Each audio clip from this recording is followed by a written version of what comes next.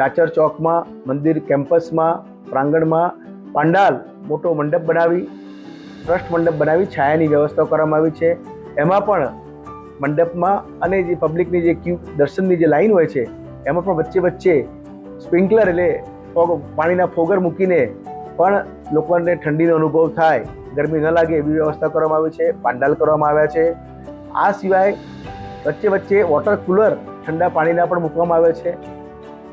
પબ્લિકની line જે હોય છે દર્શનની એમાં પણ માય ભક્તોને ઠંડુ પાણી મળે તે માટે વોટર જગની પણ વ્યવસ્થા અમારા માણસ દ્વારા લોકોને પાણી આપવામાં એવી પણ વ્યવસ્થા કરવામાં આવી છે।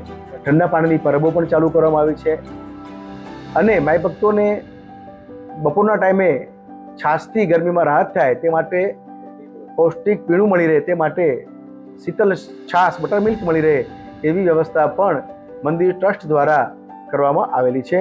મંદિરના સભા મંડપની વાત કરીએ તો એ સભા મંડપમાં પણ ઠંડક રહે, જ્યારે દર્શનની ટાઈમ હોય, દર્શન કરવા ભક્ત આવે ત્યારે એને પણ સારી ફીલ આવે, ઠંડીનો અહેસાસ ગરમીનો અહેસાસ ન થાય અને ઠંડુ વાતાવરણ મળી રહે તે માટે મંદિરની સભા મંડપમાં પણ 4 જેટલા ટાવર એસી લગાવવામાં આવ્યા છે, જેથી આખું સભા મંડપ એકદમ ઠંડુ રહે અને ગરમીની અસર ભક્તોને ઓછી થાય।